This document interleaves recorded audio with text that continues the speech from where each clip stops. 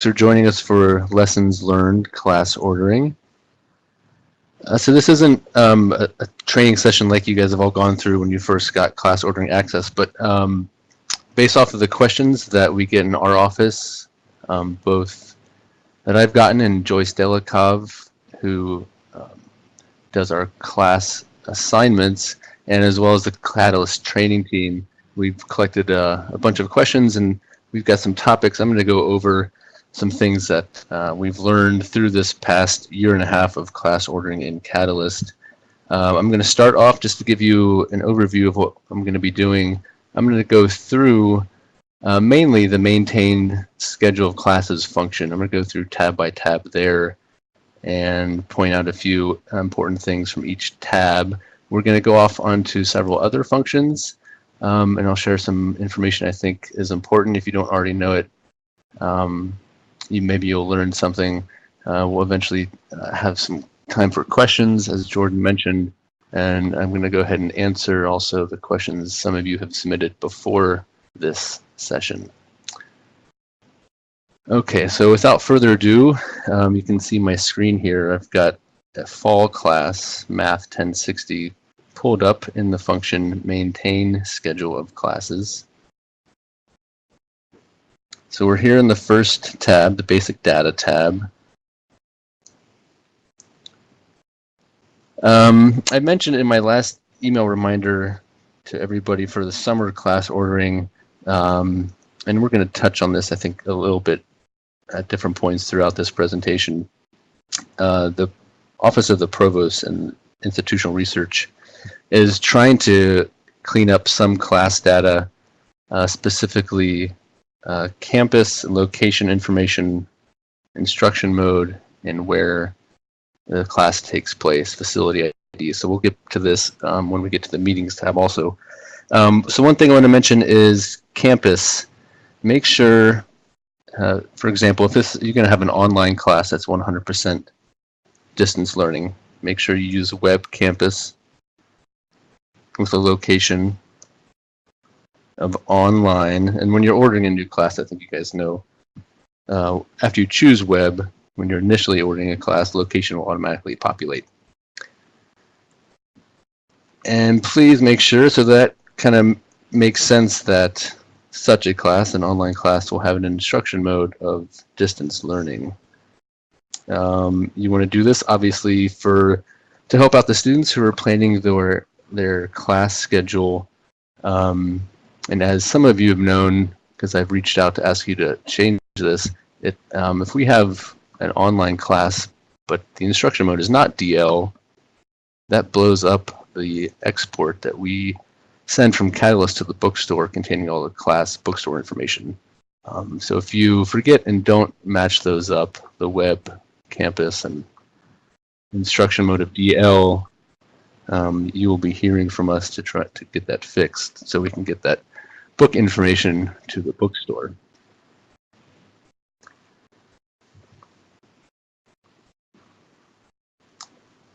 Let's see, for hybrid classes, back to the instruction mode field here.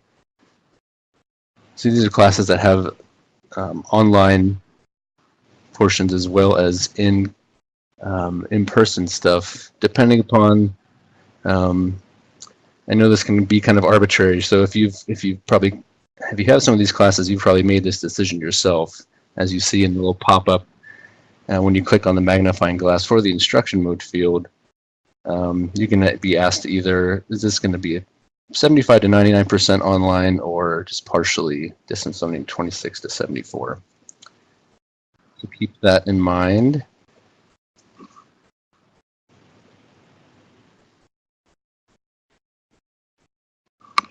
If you're going to order a flex class, please be sure you're going to have to make sure you change the start and end dates. Those fields are up there in the top right corner of this page. You also have to change those dates. If it's an in-person class, you'll change those dates on the meeting tab as well. You'll see this class has this checkbox checked for student-specific permissions. This is something we ask you to do. Just get in the habit of doing this if you're not already in the habit of doing that. Check that while you're creating your classes, that allows, even if this class does not need class permissions granted, which are generally done for prereq overrides, it's good to get in the habit of adding this yourself. One thing we do several times over the period after the classes are ordered and before students register, we run a job to mass update those. But as you all know, oftentimes you have to add classes relatively late in close to the term starting or perhaps even afterwards. And we might not catch those classes on this mass update job. So please just try to get in the habit of checking that student specific permissions box. If you need to add a transcripted attribute like honors or service learning, it's done on this page. I don't think Math 1060 has any transcripted attributes, but I will go through the motions of showing you where you would do that in case you need to do it. And you need to be doing this. This is information you should be getting from the department head or whoever you get your information from in terms of which classes to order. And before I go through the steps of adding an attribute, I just want to remind you to be very careful in this area. You do not want to ever delete anything that's already here. All these class attributes you see are coming from the course record, information that was developed first in e-curriculum. So never delete something here. If you do accidentally minus something out, you can always return to the search at the bottom without saving your information. And that attribute you deleted will come back to life. You can press the plus sign to add an attribute. It doesn't matter which one. It doesn't matter if you're at the top or bottom. Anywhere in there will be fine. UCTR is the code for UC transcripted attributes. And again, this one doesn't have that option, so we don't find it here. So you can either use a magnifying glass to add one for a class that has that option, or you can just type in UCTR. Once that's populated, then you'll find the available attributes in the next field here under course attribute value. That is pretty much it for the basic data tab. So we're going to go on over to the meetings tab. One more thing I'll say, I'll go through the motions of, I wanted to mention in case anybody is unsure of whether or not they've kind of successfully saved at least the bare bones part of a class. As you'll see here, when you're first creating a class, the class number here is 0. Eventually, once you have successfully saved the class, you'll get a 5-digit class number there. Okay, off to the meetings tab. Oh, hold on, I forgot a very important topic. Let me back up here. Back to the basic data tab. Associated class number. It's right here under the class type field. By default, when you're creating classes, 1 is put in there. You can change it to whatever you like if you need to. Basically, associated class number is the way we identify a class or a set of classes if you have several sections with the same associated class number. That helps identify, again, a class or a group of classes to which you're going to apply the same rule. And usually people do this. The main kind of rules you might apply to classes are prerequisites, class level prerequisites, or perhaps fixing a variable credit hour class. So for example, fixing Math 1060, which is by default a 4 to 7 credit hour class, perhaps you want to fix that to 5 credit hours. And we'll get to those details later. We'll get to the adjust class associations function later, and I'll show you some tips there. Again, you can change, before students enroll, you can change the associated class number per class. Once students start enrolling, you're stuck, which if you think about it, it makes sense. You don't want to be adding prerequisites or changing credit hours after students have already enrolled in a class. So it's very important if you're going to be doing any of these special things, adding prerequisites, changing credit hours. Hopefully you have this information when you're ordering the class. You can take care of all of it then. But you definitely want to do this stuff before students enrolled, unless you'll find yourself eventually having to cancel classes, perhaps. I know I've helped some folks do that. Okay, so again, once we get into the adjust class associations function later, we'll tell you more about that. But it's very important if you do have to change that number. It's there on the basic data tab. Okay, back to meetings. Some of what I'll be sharing throughout this session is just little tips on fields you don't have to populate, things that help perhaps save you just a little bit of time. I know some of you enter hundreds of classes, and perhaps not filling out certain fields or skipping certain parts could over in the long run help you save some time. So with that being said, you do not have to put in a pattern here, Tuesday, Thursday, or Monday, Wednesday, Friday. Students don't see that. They see what you put over here as far as the days of the week. Really what that helps you do, I think in my mind, if you use TR or MWF, that will, after you put in its meeting start time, that'll automatically put in the meeting end time appropriate for a 3 credit hour class. Doesn't really, if you're using a 4 or 5 credit hour class, those automatic times are not going to work for you. So if you don't want to, you don't need to use the pattern time, the pattern field, but can feel free to use it if you like. Please, please, please, right below the days and times, you'll see the free format topic field. Please do not use that there. We can talk about notes once we get, that's the last tab here in maintain schedules, the notes there on the right. We haven't really tested that functionality, and I don't, from what I've seen with people who have used that, it doesn't work as you would want to. And I think the main reason I'm asking you not to use it here is because you could accidentally click print topic on transcript, and we never, ever, ever want to do that.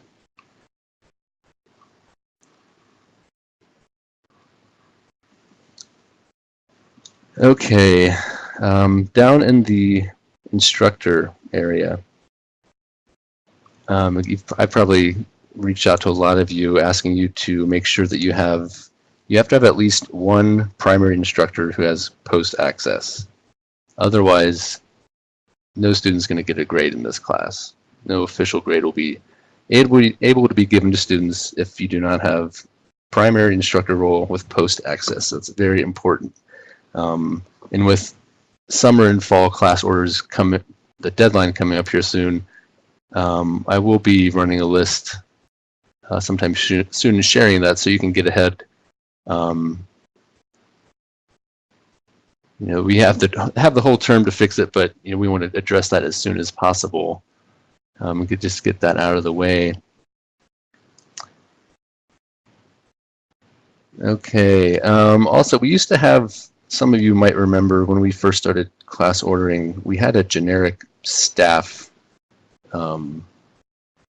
record you could put in the ID field. That we don't have that anymore. It's completely okay to leave the ID blank if you don't know what it is. Again, that might save you some time instead of putting some default value, which again doesn't really exist anymore. So down below that, you find the room characteristics field. I mentioned this only because I think some of you have used this. Has no functionality whatsoever as of this time. If you find it useful for whatever internal record keeping purposes, you're more than welcome to continue to do that. But again, we don't use it for anything. So feel free to leave that blank. We basically, I've seen some folks put in their computer or audio video equipment. Almost all of our rooms have that equipment, and we basically don't assign any classes to those rooms if we don't have to. And if we do have to, we reach out and warn you, make sure that that kind of class will fit. So again, room characteristics, save yourself some time. No need to put that in there. That might change once we get some new integration with our R25 Live software. But again, if we're going to do that, that's going to be quite a while down the road.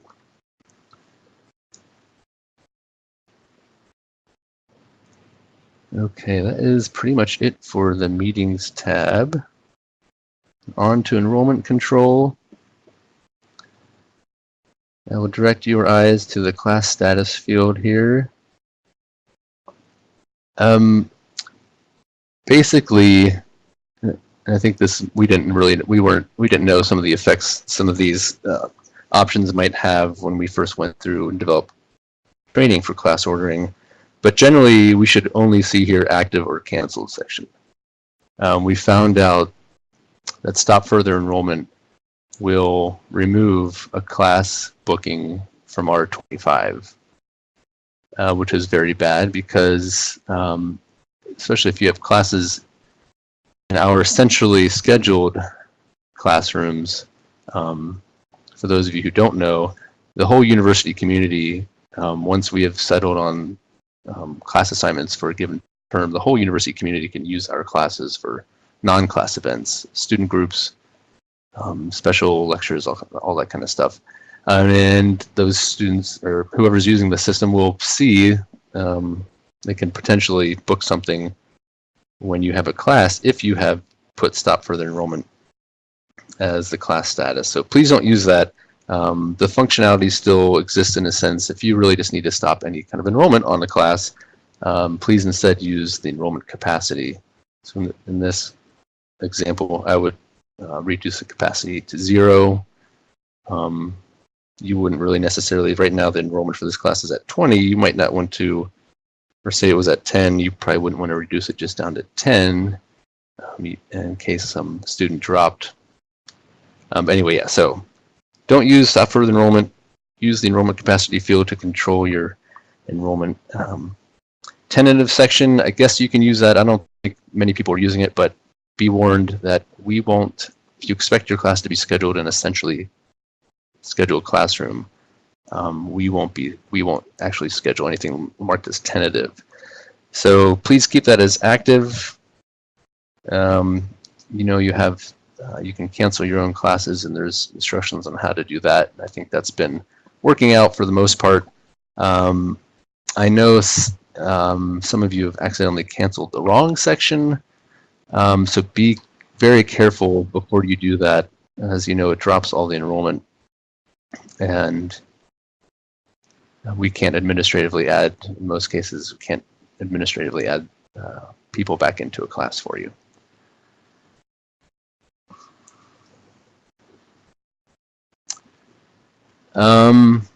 Let's see, I'll get out of this field. In the add and drop consent areas, if you want to, this is in the Universus world, add consent or by permission only was part of the suite of prerequisites you were allowed to assign. That is in a separate area now. Prerequisites we'll talk more about later, or in Catalyst terminology, enrollment requirement groups, we'll talk about that. But here in the add consent field, this is where you would mark a class to have consent required, meaning that before a student could enroll, they would have to get class permission by an advisor or you if you have that functionality. Again, I think that's going just fine. I want to mention drop consent. No one should really be using drop consent whatsoever. Feel free to message us if you have some sort of reason you think you need to be using this. We haven't tested that functionality. There's no reason a student shouldn't be able to drop your class if they don't want to. And I think athletes and certain international students have certain restrictions that we already take care of if they can't drop below full time, for example. We take care of those sorts of things in other ways. So please don't use drop consent. Somebody had asked about waitlist functionality. We got that question ahead of time. We aren't using that currently. We are going to be doing a pilot in the fall. And again, I've seen people entering information in the waitlist capacity field. But again, don't waste your time. It's not going to be used. So we're going to see how this pilot goes. We're testing some of that functionality now, and I think we are going to eventually unleash this functionality to the rest of the world. I'm not sure exactly when that's going to be, so nothing for now, but be on the lookout for those of you who might. There's very few who are going to be in this pilot in the fall. You probably already know by now if you're going to be part of that pilot. So no waitlist for now, but stay tuned. Okay, that's pretty much it for this tab. On to reserve capacity. The majority of folks probably don't need to come here. It might be helpful if you have classes that are in learning communities. Eventually you will see how many spots down here in this area. The learning community folks will add, you'll see one record or one row for each learning community that a class might be a part of there, and how many specific seats are reserved for each learning community. I have seen some folks add prerequisites here. And that's not the area you want to be adding prerequisites or enrollment reserve groups. The functionality sort of works in some sense, but in the main sense it does not. You have to enter in a specific number, and I won't get into the details, but don't do it there. Again, we'll get to that functionality later when we get to the adjust class associations function.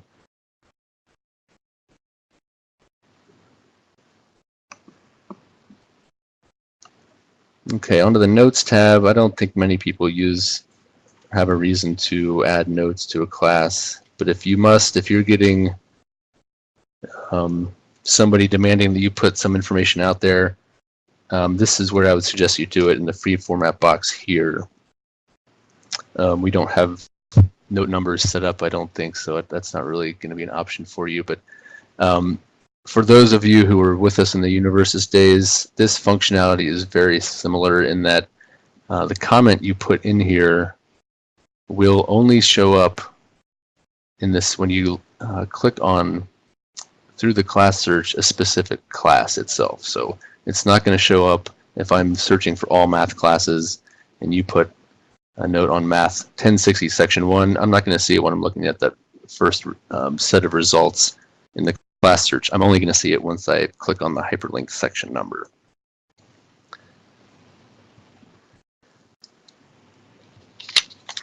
Okay, I think that for the most part that takes care of a lot of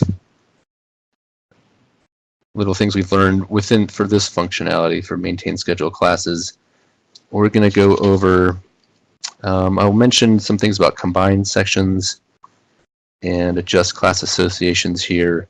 We're going to, again, this is kind of just a hodgepodge of things that we've learned over the last year and a half of class ordering. I think we're going to gauge, based off of your questions and response we get to this, if there is a need, we might offer some WebEx things in the future for either combined classes or something if you really feel that we need to flesh out further and you have lots of questions about and our answers aren't sufficient for now. We can certainly look into offering something. We could maybe get more detailed and honed in on a smaller subject and kind of flesh out all the details there.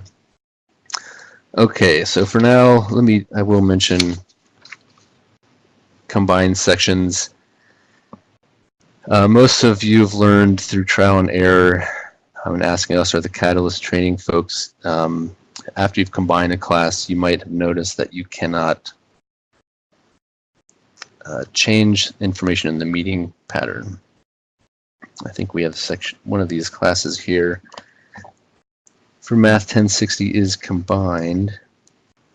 You will see that, it's another tip, if you're not sure if your combination worked, and I know that functionality is kind of daunting, so don't feel bad if you're not understanding it right away. You'll see the hyperlink down here. Once you've successfully combined a class with another class or several classes, you'll see the combined section hyperlink down here. You'll see that all this information is grayed out. this particular class. I'm guessing this class was canceled. There's no facility information here, which is kind of odd. But normally, I don't know if you can tell on my screen here, but you can't change any of the information here. No facility ID, days or times of the class. So you have to use the separate function to change anything on this meetings tab, including instructor name, instructor role, daytime, facility. You have to use the schedule class meetings function. And that's also all these functions we're talking about today are under, if you follow the breadcrumbs here at the top in black, they're all under the schedule classes menu. So there it is, schedule class meetings. I think I do have this class pulled up, but again, I can't tell if you can see this, but I'm able to change information here for this combined class. I'm not going to get into any more details about combined classes. Feel free to ask questions if you have them. So we're going to switch over to adjust class associations. I want to give you some tips here. So again, I'm sticking with Math 1060 for now. This is a fall class.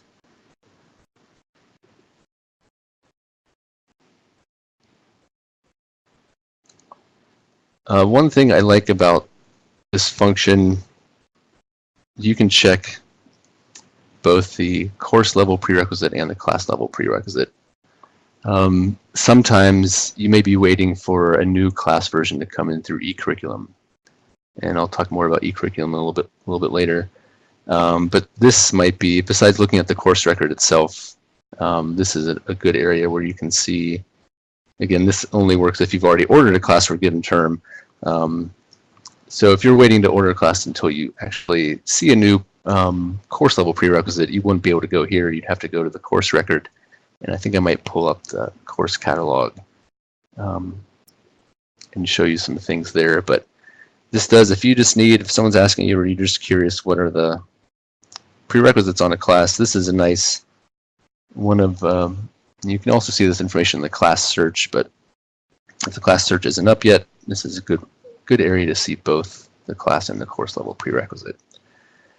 I want to show you a little trick for those who do add class level prerequisites. Searching through, if you don't already have the requirement group number, it can be hard to find the prerequisite that I've built for you. And if you don't already know, I am the one who builds these class level prereqs. If they don't exist yet, you do need something. And we can talk offline about details of what I would need. But I can work with you to do that. But one way, if you're not sure, if you want to look for a class level prerequisite, I guess I would, but yeah, before emailing me, you might want to search through here, and I'll show you how to see if maybe a prerequisite already exists for a class level. Again, when you search through these, you're not only seeing class level prerequisites, but all of the course level prerequisites that get built when a course comes in from eCurriculum that has a course level prerequisite. So there's thousands and thousands of enrollment requirement groups in here. I suggest using the description field. It defaults to begin with, but change that to contains. If I am only looking for Blue Ash, prerequisites that have something to do with Blue Ash, you can see that there's several here. Not open to Blue Ash students only, that kind of thing.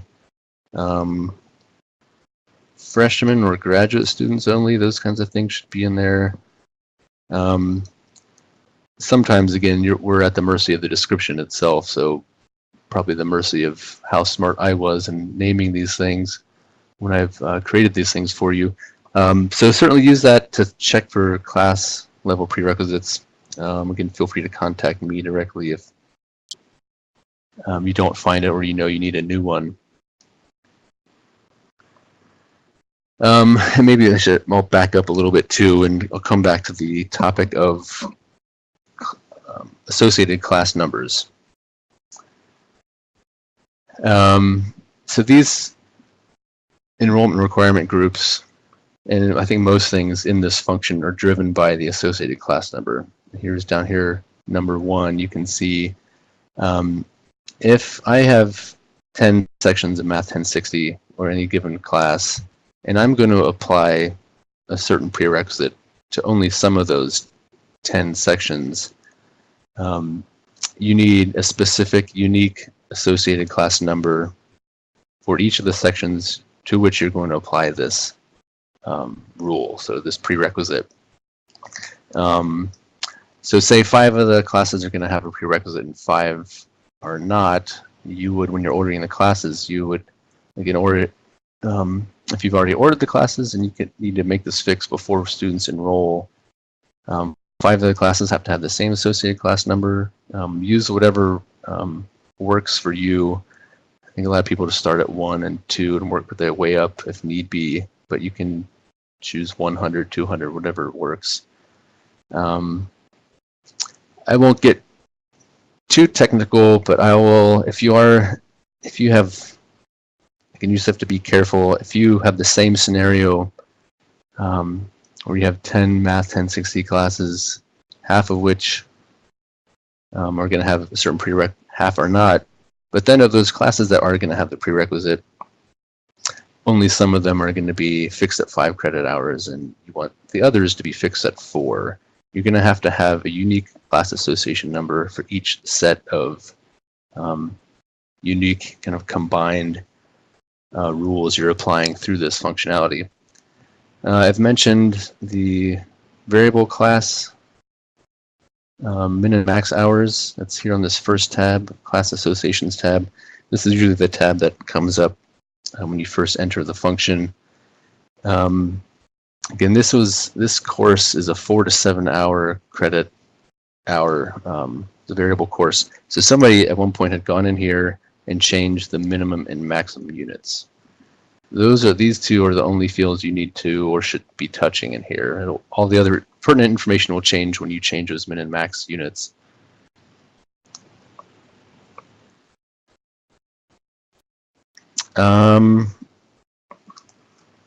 What else do I want to describe on this function?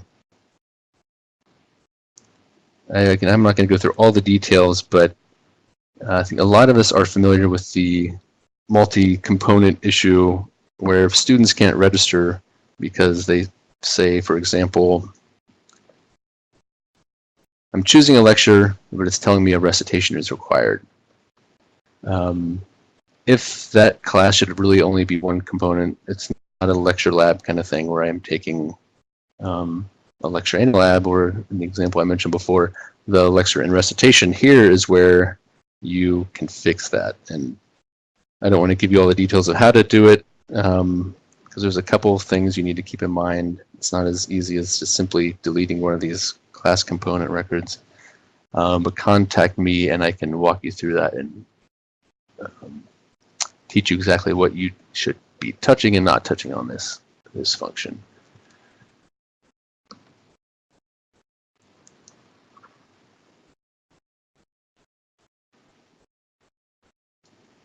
And again, I think the trickiest part of this is making sure you have the correct class association numbers on your class before you start applying rules. And again, as long as students haven't registered, you can get back and change the class association number in maintain schedule classes, that function on the basic data tab. I think that's pretty much it for my planned session. I'm going to answer a couple of the other questions you guys have submitted in advance. Somebody asked for phone numbers, email addresses. Beyond the Catalyst training team, you are more than welcome to call me at 556-8460 or email me. You can find me in Outlook. I can't imagine there's anybody listening to this who doesn't already have me in their frequently sent contact info. Somebody else, most of you know Joyce Delikov. You can.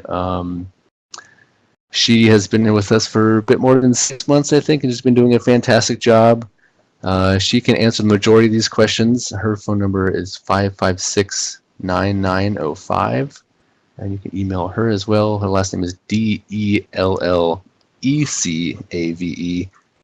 Yeah, I still have to question that one. So yeah, contact us for questions. We're happy to help. Role class information. Somebody asked about that. As we get into fall, this will be the first term in which we've already had a previous term in Catalyst. We are going to give you some role class functionality information here very soon. We haven't fleshed out those details, but it exists. I don't think we ever used it in my tenure here in the registrar's office, but I know it was available in Universis for a while, so some of you might fondly remember those days. So yeah, good news. Again, we need to flesh out some details, but we'll be, probably this week, I'll be giving you some information, maybe directly from me and or Catalyst team. We're not too sure about that, but I know that they have documentation written up. So that is good news. Again, just keep an eye out probably this week for some more information on that, because you're going to want it, of course, before the fall class ordering deadline, which is Friday, February 10th. So look out for that. Someone mentioned that classroom capacity. I'll go back to the maintain schedule classes function. Someone mentioned basically that you can assign a class that has 100 students. You can assign that to a classroom that only holds 10. Yes, that is true, and unfortunately we can't do anything to keep that from happening. You just have to be vigilant, and that's something we are for all of our classrooms. It's something we pay attention to. And so for those of you who have your own classes that you manage, you definitely be aware of that as you're assigning classrooms to classes. Now, I will say, the capacity of a given class, you can see on this screen, does show up when you assign a classroom to a class. So you at least, you can pop on over. Maybe you don't know how many students are enrolled in this class. Go over to Enrollment Control. There's 10 students enrolled here. And this is combined with many other classes, so that's why you see this is in a room of 74. For room utilization purposes, we would usually never put 10 kids in a class of 74, but so that's one area you can double check your information there. But again, yes, unfortunately, unlike Universis, which would keep you from doing that, you can kind of overbook a class. So it's one of the many things you have to be vigilant about when creating classrooms and assigning classes.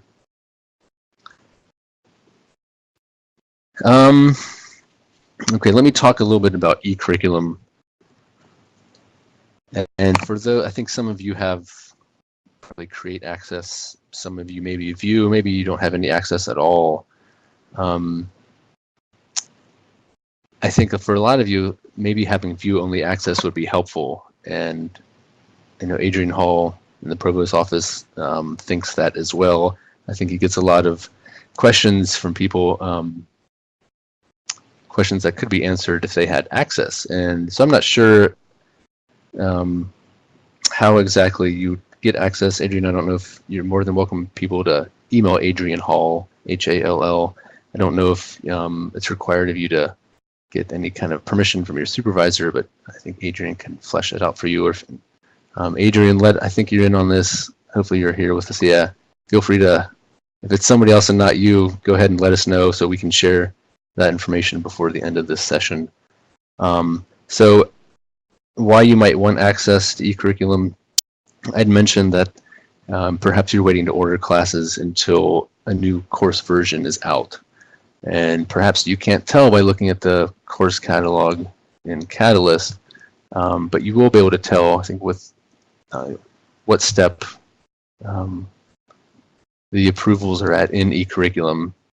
When courses get new versions, they go through about 150 people have to sign off on it before you can actually see it in Catalyst. It's not really 150, but it is quite a lot. So you can, though, see, if you have access, you can get into eCurriculum and look up a given course and see if it's been approved, and or if it's not been approved yet, perhaps who is up next to sign off on that. Yeah, so Adrian has contacted us. Yeah, so you can contact him if you would like access. And he's going through the process of setting up specific college user managers, so he can either respond or forward them your email. So that's good.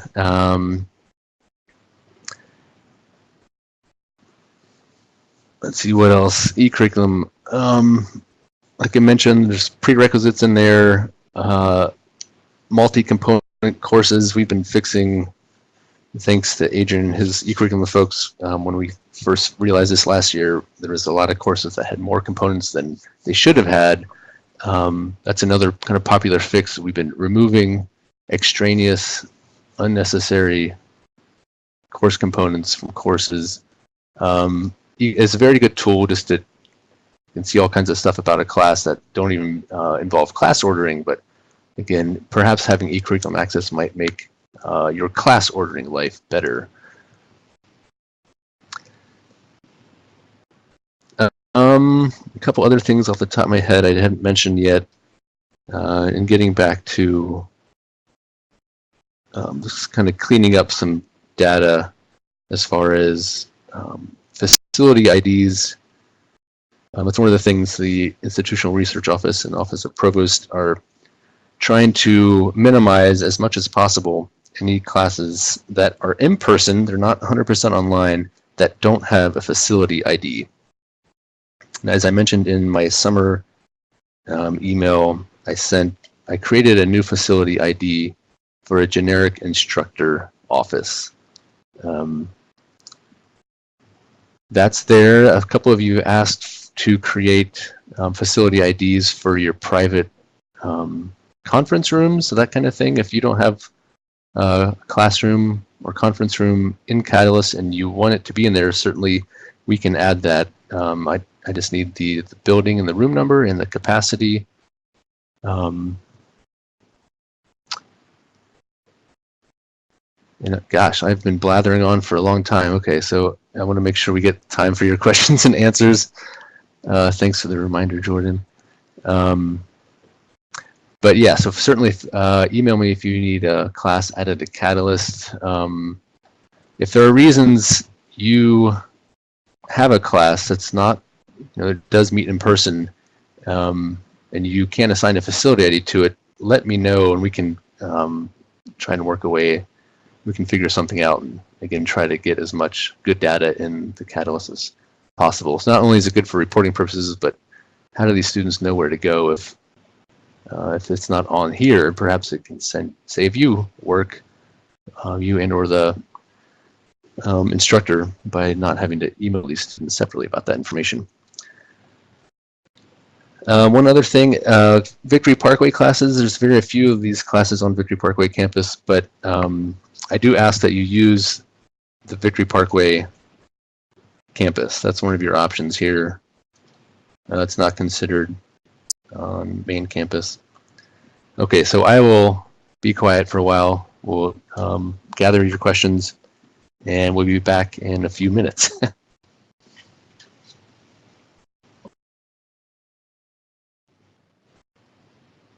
Thanks, Matt. So at this point in time, what we're going to do, you're submitting them to me, my